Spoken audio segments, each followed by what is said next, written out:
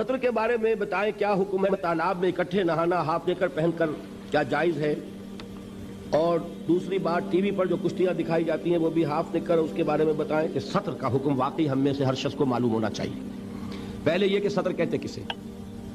سطر یہ ہے کہ جسم کے کچھ حصے ایسے ہیں جو شریعت کی روح سے ہر حال میں ڈھکے رہنے چاہیے، سوائے شوہر کے لیے بیوی، بیوی کے لیے شوہر۔ یہ تو چونکہ قرآن نے کہا ہن لباس لکم وانتم لباس لہن، ان کے لیے تو کوئی سطر نہیں ہے۔ لیکن دوسری رعایت کیا ہوگی کہ کوئی سرجن ہو، کوئی ڈاکٹر ہو، اس نے معائنہ کرنا ہو، کوئی ضرورت ہے، لیڈی سرجن نہیں مل رہی ہے تو مرد سرجن سے بھی سرجری کرائی جا سکتی ہے جان بچانے کے لیے۔ لیکن ان دو کے علاوہ کوئی شکل نہیں کہ جسم کا وہ حصہ کھلے۔ مرد کا کیا ہے؟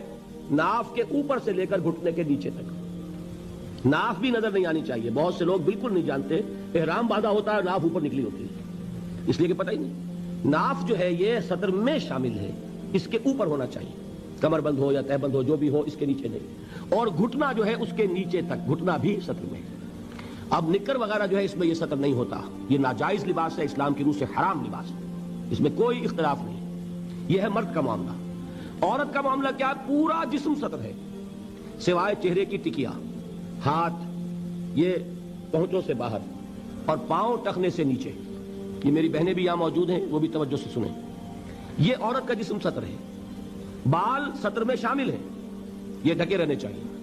یہی وجہ ہے کہ عرب ممالک میں وہ رومال کا رواج ہے، ہمارے ہاں دوپٹے کا رواج ہے۔ باقی یہ ہے کہ شوہر کے سامنے کھل سکتا ہے، ڈاکٹر کے سامنے کھل سکتا ہے اس کے علاوہ، لیکن باقی کسی کے سامنے بھی، باپ کے سامنے، بھائی کے سامنے، بیٹے کے سامنے، کسی عورت کے سامنے جسم نہیں کھل سکتا سوائے تین حصوں کے: چہرے کی ٹکیا، پورا سر نہیں، ہاتھ کلائیوں تک، اور پاؤں ٹخنوں تک۔ یہ ہے کن کے لیے؟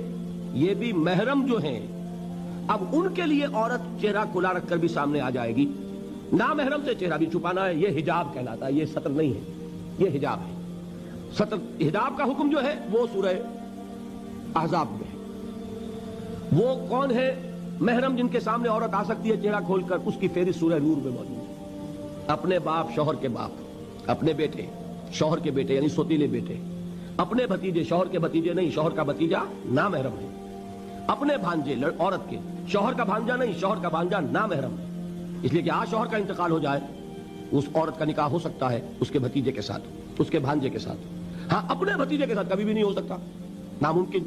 جو محرمات ابدیہ ہیں وہی محرم ہیں، جن سے شادی کسی صورت میں نہیں ہو سکتی، سمجھے آپ؟ اپنے باپ سے نہیں ہو سکتی، اپنے بیٹے سے نہیں ہو سکتی، سوتیلے باپ سے نہیں ہو سکتی، سوتیلے بیٹے سے نہیں ہو سکتی، دادا سے نہیں ہو سکتی، پوتے سے نہیں ہو سکتی۔ یہ آپ گنتے جائیے، جو محرمات ابدیہ ہیں وہی محرم ہیں۔ ان کے سامنے عورت چہرہ بھی کھلا رکھ کر آ سکتی ہے، باقی کے سامنے آئے گی چہرہ چھپائے گی۔ یہ ہے اسلام کے احکام۔ اللہ تعالی ہمیں ان پر چلنے کی توفیق عطا فرمائے۔